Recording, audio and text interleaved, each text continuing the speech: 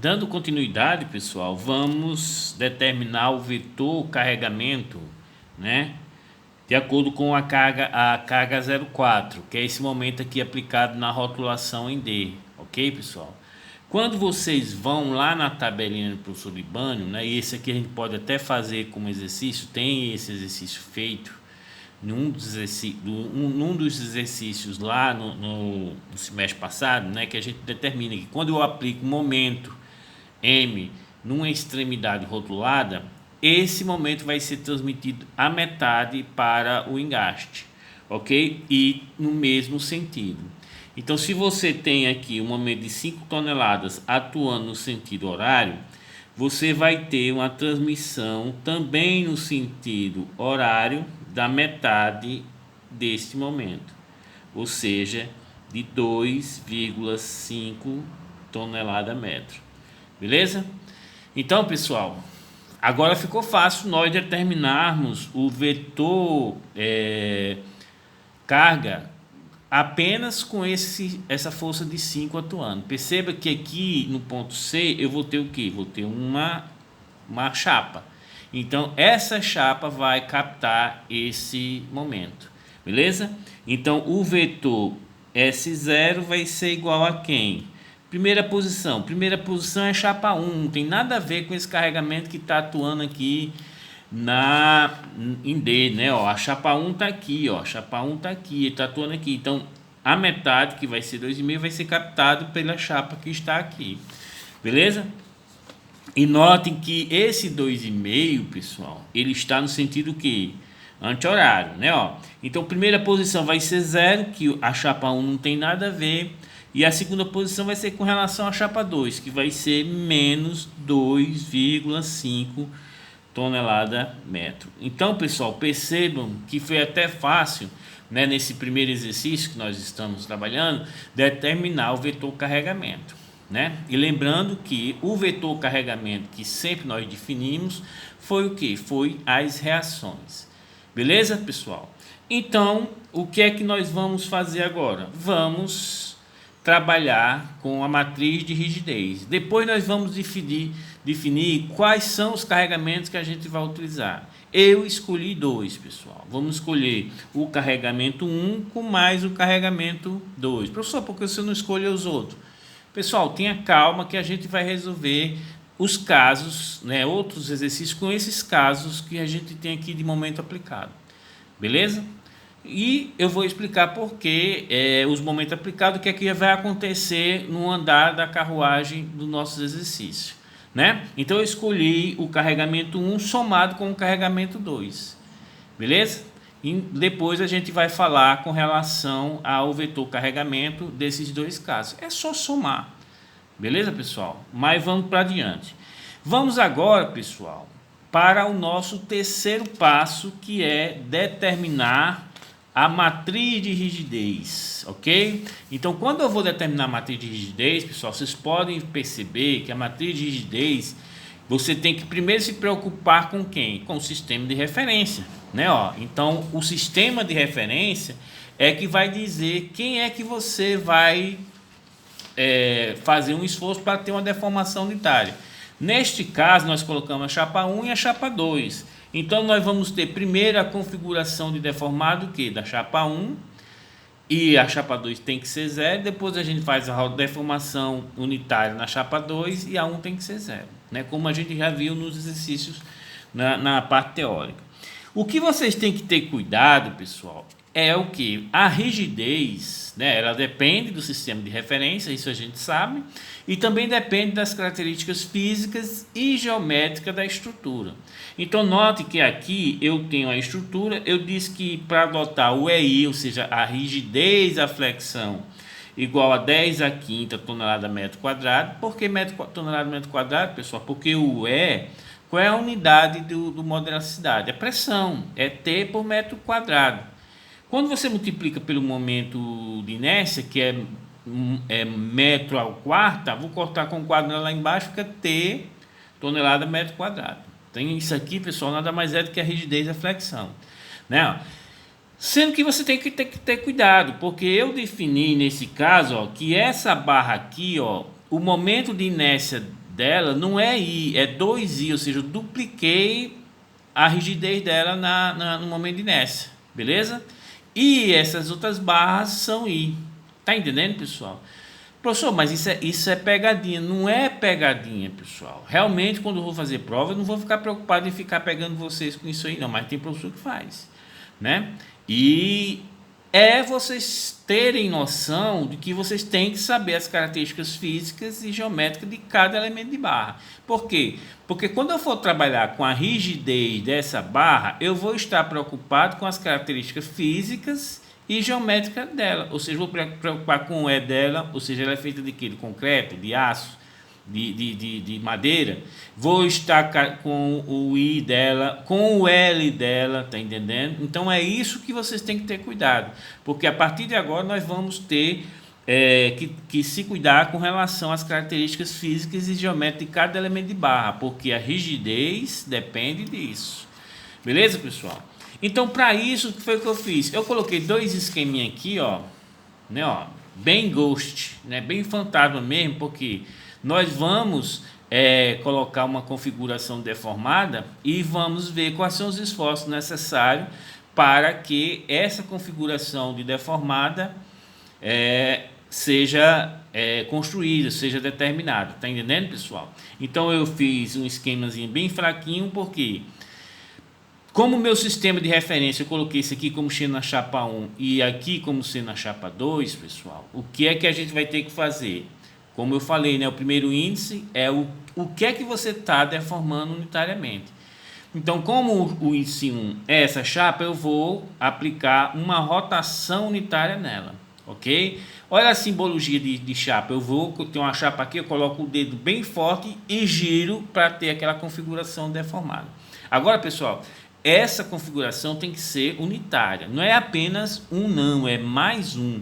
Além dela ser unitária, tem que estar no sentido que nós estamos considerando como sendo positivo, ou seja, sentido anti-horário. Então, no início, essa chapa está assim e eu vou ter que girar ela no sentido anti-horário. Então, ela vai ter essa configuração aqui, ó, pessoal. Ó, girei ela no sentido anti-horário. E essa chapa aqui, pessoal, ela não pode sair do lugar. Então, ela não pode girar, porque é o meu outro sistema de referência, que é o 2. Então, eu vou fazer a rotação na chapa 1 igual a 1 e a rotação na chapa 2 igual a 0. Beleza? Então, ó, vamos lá. Ó. Quando eu dou essa rotação unitária, pessoal, o que é que vai acontecer com essa barra aqui? Ó? Ela irá se deformar desse jeito aqui, ó. Pronto. Né, pessoal? E perceba que lá na tabelinha tem os valores dos esforços, né, que eu tenho que fazer para ter essa rotação unitária. E vocês se lembram que é o que? 4EI sobre L. Beleza? Então, como eu tenho 4, o EI é 10 à quinta. Então, 4 vezes 10 à quinta dividido pelo L, que é 3. Então, 4 dividido por 3, pessoal, vai ser o que, ó? Eu vou colocar aqui o momento que eu preciso, tá entendendo, ó? Perceba, pessoal, que eu coloco um momento apenas na barra que eu tô deformando. Eu não vou ficar girando ele para cortar essa barra, cortar essa aqui, não. Apenas nesse aqui. Vocês vão ver que isso aqui é muito importante, né, ó? De quanto? De 4 sobre 3. 4 sobre 3 vai dar o quê? 1,333, uma dízima, vezes 10 à quinta, isso tonelada metro. Beleza, pessoal? E vai para o outro lado a metade, né? Como a gente tinha visto, quando eu aplico o momento no extremidade, vai sempre a metade na outra para o engaste. Ou seja, a metade de 1,333 vezes 10 à quinta é 0,666. E no mesmo sentido, se aqui está no sentido anti-horário, lá também tem que estar também no sentido anti-horário, de 0,666, uma dízima, vezes 10 à quinta tonelada metro. Ok, pessoal? Então, isso foi o esforço que eu precisei aplicar para essa barra, para que ela tenha uma rotação unitária na sua extremidade. Então, note que eu coloquei o que, pessoal? As características físicas e geométricas dessa barra. ok? Essa barra aqui agora, ó, essa barra aqui agora, ela é engastada aqui embaixo, né, ó. Então a configuração deformada vai ser essa aqui, ó. Beleza. Então eu tenho que aplicar aqui um momento também de quanto, pessoal? 4EI sobre L. E perceba que o vão aqui é 3, então fica 4 dividido por 3 vezes 10 à quinta. Isso aqui também vai dar o que, pessoal? 1,333 vezes 10 à quinta. O que, pessoal? Tonelada metro. Ou seja, eu preciso aplicar esse momento para ter essa configuração de deformado. E vem a metade aqui para baixo, também no mesmo sentido, ou seja, no sentido anti-horário, de quanto? De 0,666 vezes 10 à quinta tonelada metro. Olha como é fácil, pessoal. Aquela tabelinha com a utilização e com a resolução de bastante exercício, vai chegar um tempo que você nem vai mais precisar dela. Agora essa configuração aqui para essa barra aqui, ó, eu preciso ter uma rotação unitária, né, ó? Então vai ficar com essa configuração aqui, ó. Aí você vai lá na tabela, 4EI sobre L. Então você já sabe, para rotação unitária, numa situação que eu tenho engaste,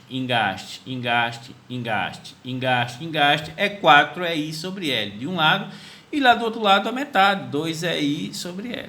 Então, pessoal, como esse vão aqui é 4, né, ó, então 4 vezes 10 à quinta dividido por 4, ou seja, eu vou ter que provocar um momento de 10 à quinta tonelada.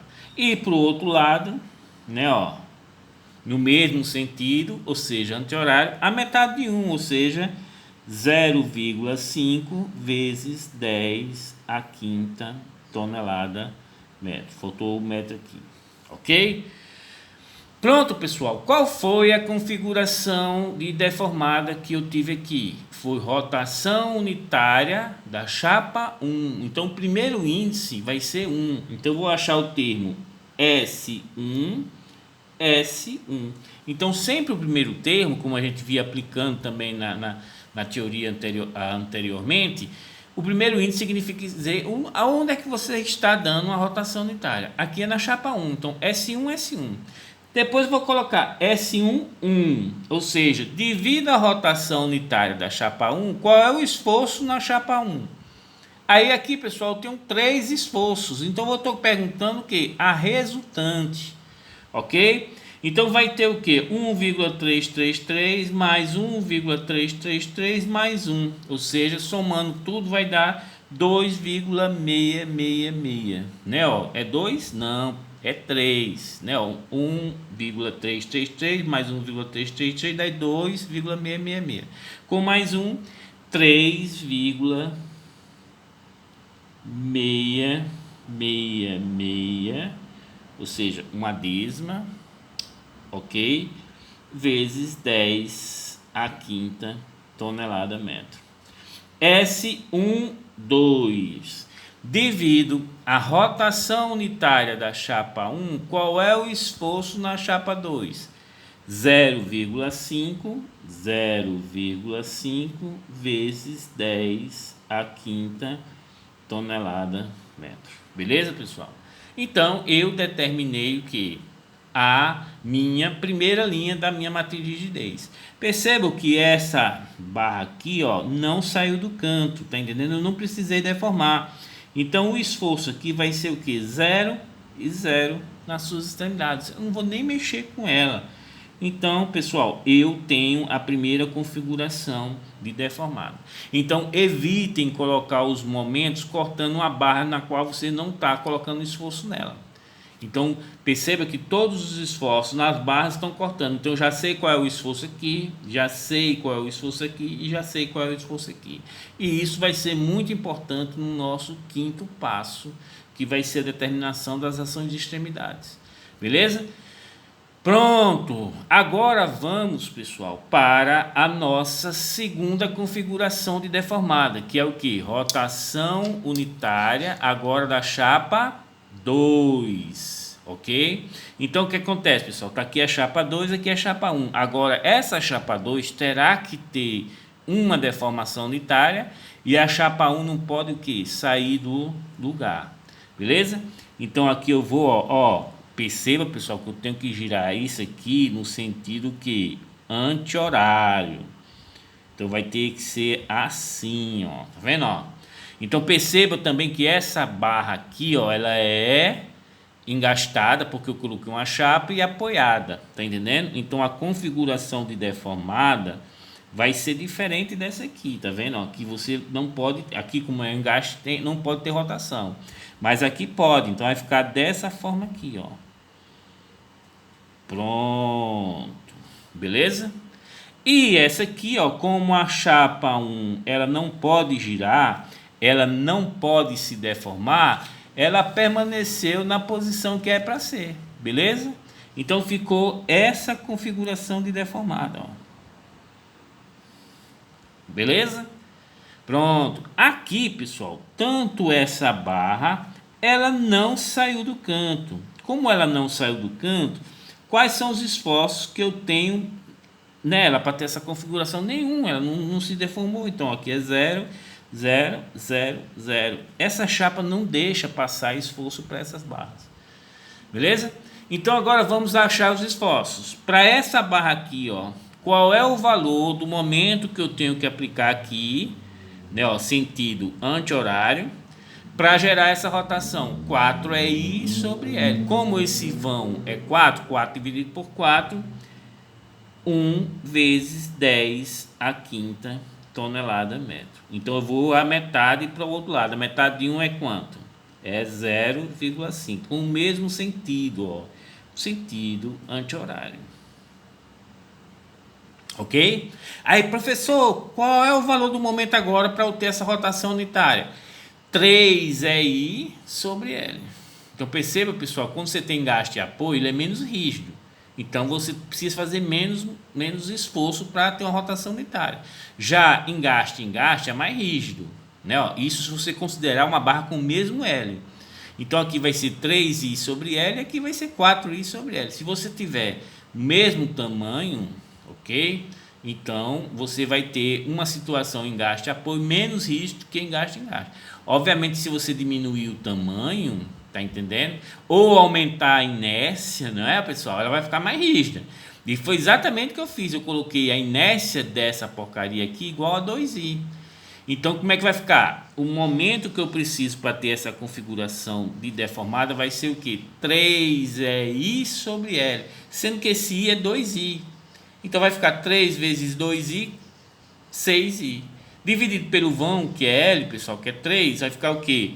2 vezes 10 a quinta tonelada metro. Então, cuidado com isso aqui, pessoal, porque eu, de propósito, coloquei, né, ó, a inércia duplicada, ela é mais rígida, né, ó.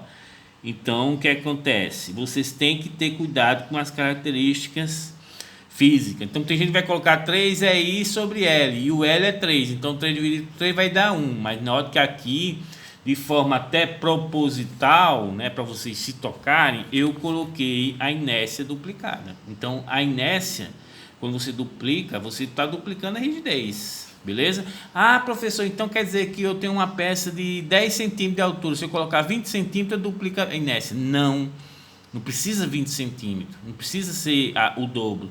Basta você aumentar 2 centímetros.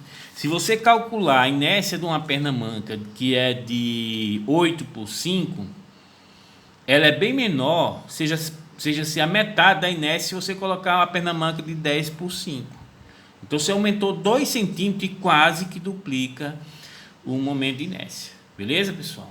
Então, é isso aqui. Então, perceba, pessoal, que eu já tenho todos os esforços para ter essa configuração deformada.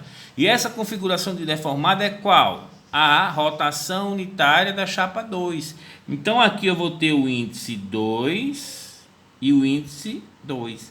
Por quê? Porque é devido à rotação unitária da chapa 2. Devido à rotação unitária da chapa 2, qual é o esforço na chapa 1? Aí vocês vão lá, ó, na chapa 1, ó, 0,5. Perceba que esse 0,5 ele é positivo, porque está no sentido o quê, pessoal? Está no sentido anti-horário, ou seja, 0,5 vezes 10 a quinta tonelada metro, ok? S22, devido à rotação unitária da chapa 2, qual é o esforço na chapa 2? Aí você vem aqui, ó, e vai somar 1 vezes 10 a quinta, porque é a resultante, né, ó, dos dois. 1 vezes 10 a quinta, mais 2 vezes 10 a quinta. Ou seja, vai ser o quê? 3 vezes 10 a quinta tonelada metro. Ok, pessoal?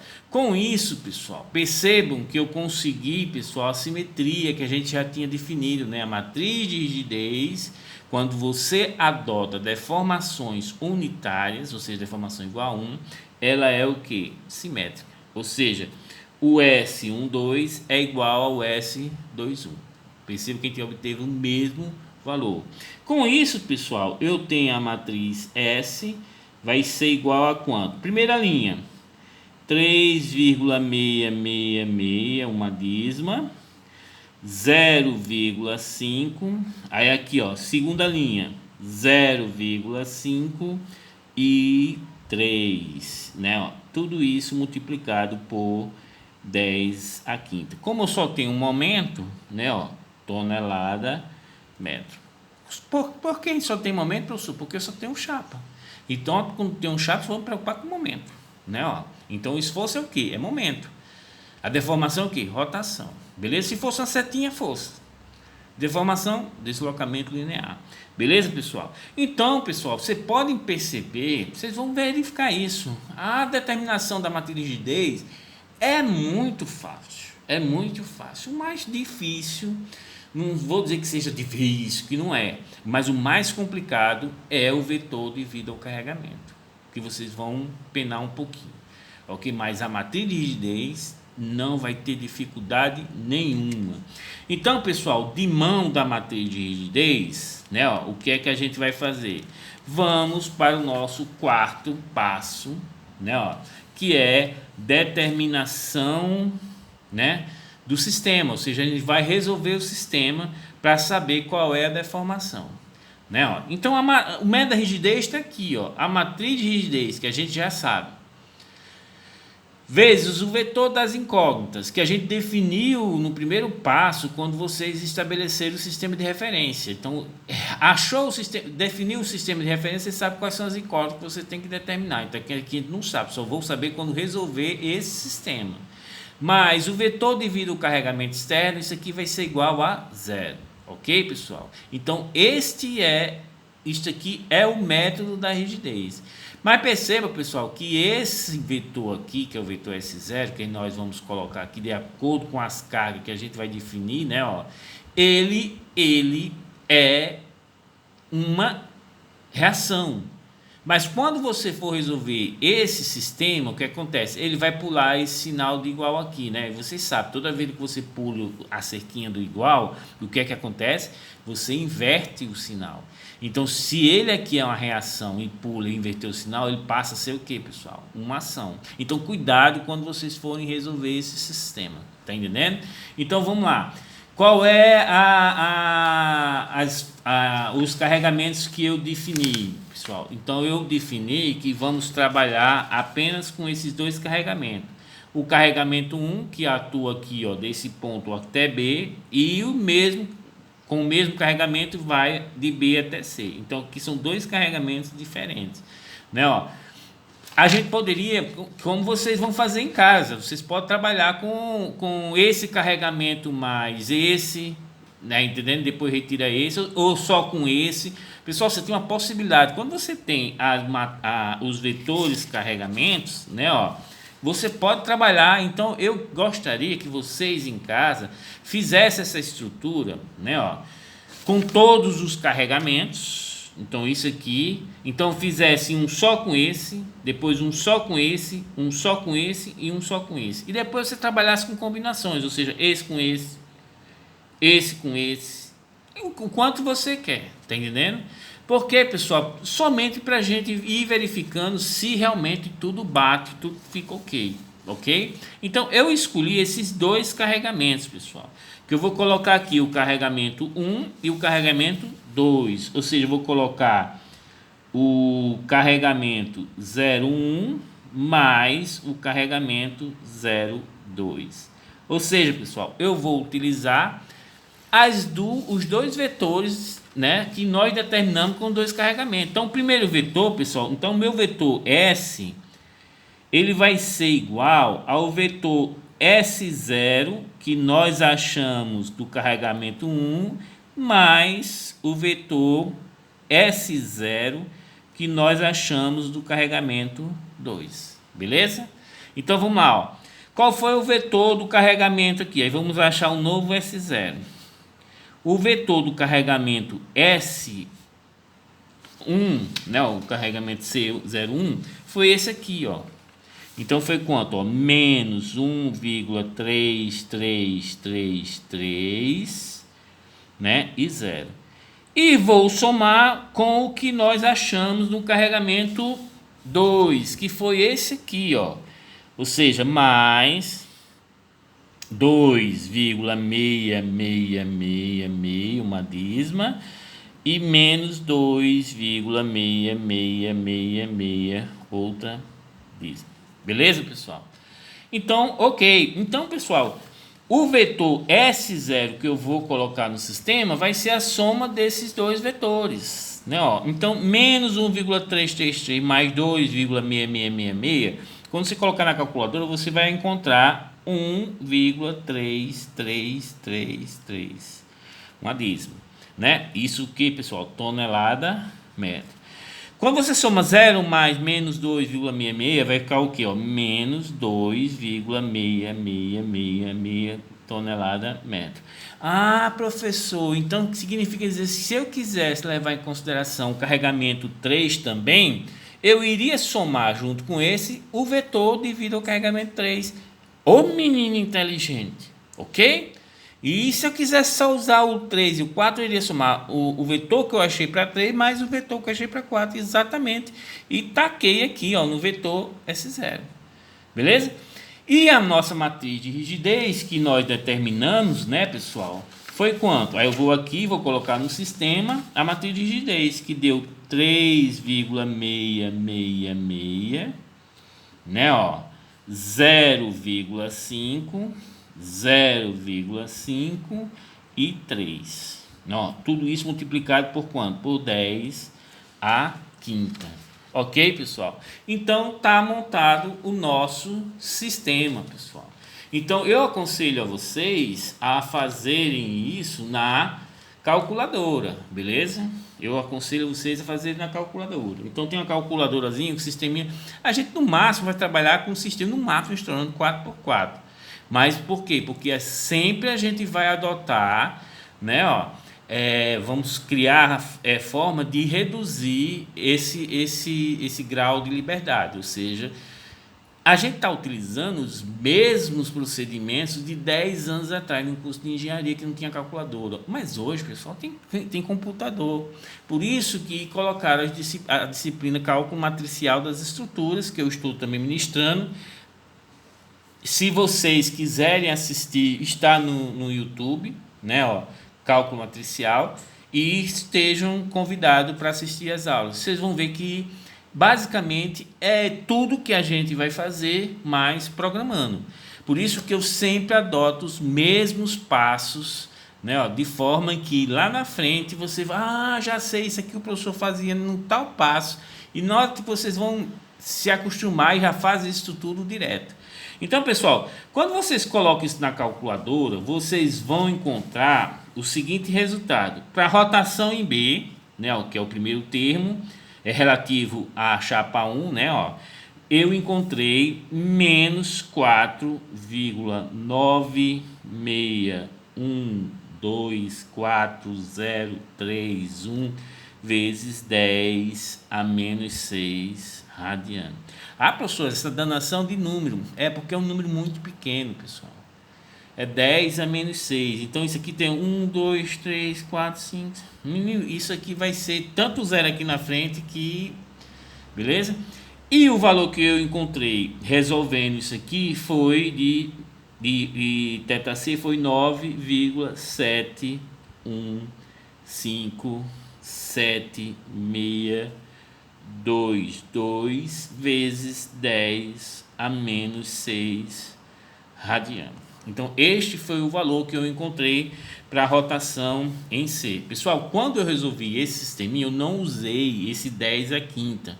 Isso no HP Prime. Então, depois que eu bastei colocar esses termos, que fiz a operação, ou seja, calculei o inverso dessa matriz, multipliquei por esse vetor mais nó, que eu vou ter que trocar o sinal desse vetor, né, ó, porque ele vai passar para o outro lado. Então, isso aqui passa a ser menos 1,333 e esse aqui passa a ser 2,66, ok?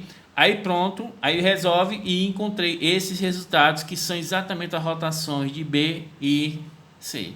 E eu já fui lá no F2, né, ó, pessoal? Já fui lá no F2 e rodei essa estrutura, tá vendo, ó? E rodei essa estrutura. Essa estrutura é aquela aonde eu vou adotar o carregamento aqui, porque eu só imprimi a deformada. E quando você coloca a deformada, não aparece o carregamento, ok? Aí cliquei com o botão direito nessa barra e aqui, pessoal, dá os valores das deformadas que vocês vão obter, né? Ó, então percebam aqui, deixa eu ver se vai ter foco, o valor que eu obtei para rotação no início do elemento de barra foi de menos 4,961243, exatamente o que nós obtivemos aqui. E a rotação que eu obtive no final foi de 9,715 vezes 10 a menos 6, ou seja, exatamente o valor que eu obtive aqui. Beleza, pessoal? Só vai falhar lá nas casas, nas últimas casas, né? Mas porque faltou, ou seja, se eu fizer e colocar muito, na hora que você for resolver essa matriz, dane essa dízima periódica, sem pena. Ok, pessoal? Então, nós temos aqui o resultado das deformações. Vamos para a próxima aula.